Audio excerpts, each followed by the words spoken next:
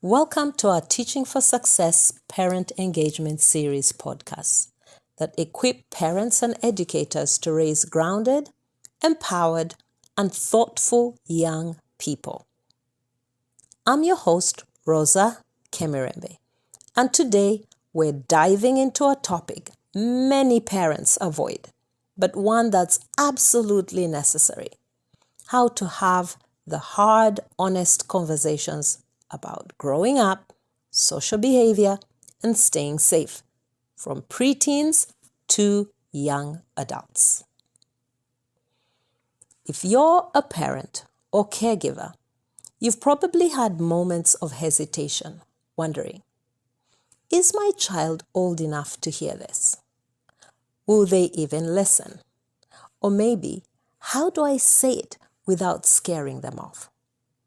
Do you ever stop to think what your child might be involved with, or do you only think it happens to other children? It's only other people's children who are involved in drugs and alcohol and pornography and all that kind of thing. But here's the truth. If you don't talk to your children, someone else will. And that someone might not be the someone that you want to be speaking to your child about the important things in life. That someone might be a peer who might give them bad advice. That someone might be a TikTok influencer, or someone with harmful intentions, or maybe someone who doesn't even have harmful intentions but are giving them real bad advice. These conversations that you have with your children, they don't need to be perfect. They need to be honest. They need to be ongoing, age appropriate, and be told to them little by little, not everything at once, as your child grows older. Now, let's talk about what needs to be discussed. What needs to be discussed are things like alcohol and drug use, peer pressure, pornography, online behavior, relationships, friendships, curfews, going out safely, and yes, even grooming, sex trafficking, and emotional manipulation. Children and teens must understand that not every gift is kind. And when they come across a trafficker, they will not know that this person is a sex trafficker. The sex trafficker will groom them, will build a relationship with them very slowly, might give them expensive gifts. Your children need to learn that not every compliment is harmless, and not every relationship is safe. Now, here's something important. Don't be the parent who only threatens their kids. If I catch you ever watching this on your phone, you will get a beating. If you ever talk to a boy, I will ground you for months. Those kind of threats just shut kids down. Those kind of threats send messages to your kids to say, you know what? If I'm in danger, I'm in trouble, I'm tempted, I am not going to talk to my parent, because you know what? If they hear that I've seen, done, experienced any of these things, they're not going to listen to me. They're not going to help me. They're not going to guide me. They're just going to yell at me, ground me, beat me up, and all such kind of things. You are going to shut down your kid, and your kid is going to hide things from you, and you'll never know until it's too late. Talk to your kids instead about real life consequences, not just punishment, but how certain choices can impact their mental health, their physical health, their emotional health, their education, their future, their families. Talk about how early pregnancy can mean dropping out of school and never getting back into school ever.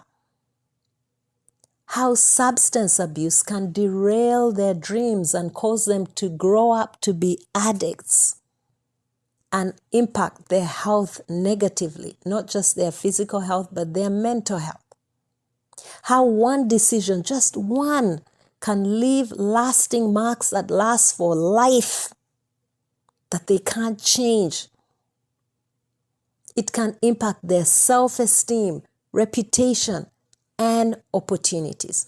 That is what our young people need to hear, not just threats. They need to know the whys. Why is it wrong to do this? Not just because it's bad, not just because my parents say so, but how is it going to impact my life? And yes, talk to them about waiting. Encourage them to avoid serious exclusive relationships until they're older. I think at least 25, when their brains are more developed, according to scientific research. They might be employed at that time, more independent, and have a clearer sense of who they are and what they want for their lives. They need to know it's okay not to rush into things. We don't always have to have a boyfriend and a girlfriend. You don't lose any value by waiting. You gain strength and wisdom. Help them to hold on to their values, to stay true to their faith, to listen to their conscience. That quiet inner voice often tells the truth before anyone else does. So, how do you start these talks, you may ask? Use natural moments. For example, a story in the news, something that happened at school. Say, what would you do if that happened, or how would you feel in that situation? An example I can give is recently I watched a video of a mother beating her daughter with a belt and telling her that she would post all the things that this daughter had on her phone on social media and make sure on her updates and make sure all her friends knew about it. Name the school that her daughter was going to and posted it on social media. Now, I used that opportunity to speak to my children. And I told them, if you were this girl, how would you feel if your mother posted how she disciplined you on social media for the whole world to see and for that video to stick online forever? How would it make you feel? And what do you think about what this girl did? If it were you and you'd done something like that, what would put you in a position or make you feel safe enough to talk to your parents about it? Or maybe if your friends were doing something like that.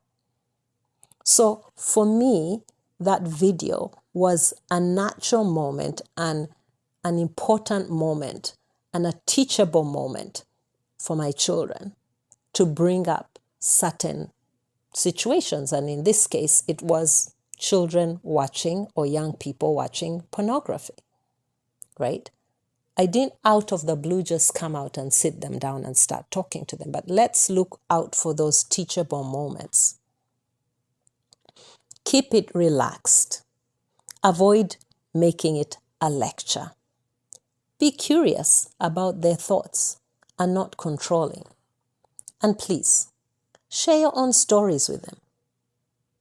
Children know that you're not perfect. At some point in your life, I'm sure you've done something wrong or made bad decisions. Share those stories with your kids. but make sure you only share age-appropriate stories, please. Tell them you weren't perfect either. Let them hear about your mistakes, the lessons, and even your regrets in ways that are age-appropriate and real. That will build connection between your child and yourself, and that will build trust between you and them. When I was in my preteens, my mother often told me stories about staying safe, always warning me about kidnappers and the dangers of talking to strangers. Her lessons stuck with me, and one day they were put to the test. She couldn't pick me up from school for lunch, so she sent a driver instead. The man didn't even know my name. My mom had told him my name, but he couldn't remember by the time he got to my school. He had to ask the waiting students before finally pointing to me and saying, "Yes, you. Your mom said I should take you home. What's your name?" And I told him my name. He's like, "Yeah, you're the one. You're the one whose mom said I should pick you up." But I wasn't about to be fooled. I shouted at him and I yelled at him and I refused to go. I told him, "My mom told me never to go with strangers. You didn't even know my name, and it's after I said my name that you said I was the one supposed to go with you." He left. When my mom picked me up at the end of the school day, she told me that she was so proud of me. She admitted that she had sent the driver, but was thrilled that I had proven I would never go off with a stranger. Her stories had truly prepared me to stay safe. You can also role play, help them practice how to say no, how to exit uncomfortable situations, give them the language. "I'm not into that. No thanks, I'm good. That doesn't feel right to me." And talk about safety. Let them know who they can turn to if you're not available. For example, a trusted adult, a mentor, a counselor, an aunt, or an uncle, a grandparent. Involving your kids in setting rules, negotiating curfews, and discussing boundaries while asking them what feels fair helps build mutual respect and accountability. But this doesn't mean you simply give in to their demands. Instead, it ensures that they are part of the conversation, making them more willing to comply with your expectations. However, remember that you are still the parent, and ultimately you set the boundaries, not your child, to guide and protect them. Most of all, remind them that even if they fall, they can always come home. They can always talk to you. You'll walk with them, not just correct them. You don't have to get it all right. You just have to be there consistently, lovingly, with a listening heart. One thing my mother told me that resonates with me and is so ingrained in me was that there is nothing that you can ever do in this world that you can't tell me. There is nothing that you'll ever do in this world that will stop me from loving you. And those words made me feel safe and made me feel that even when I make mistakes, I can come up and have those discussions with my mother. Start the conversation today. Let's raise young people who are not only smart, but wise, kind, confident, and safe. Start the conversation even if it feels uncomfortable, because this is the talk they truly need. Thanks for listening to this Teaching for Success Parent Engagement Series. If this episode helped you, share it with another parent or caregiver. Let's spread the word and support each other in raising the next generation with courage, compassion, and truth. Until next time, I'm Rosa Kemirembe. Keep teaching, keep growing, and remember, the talk they need begins with you.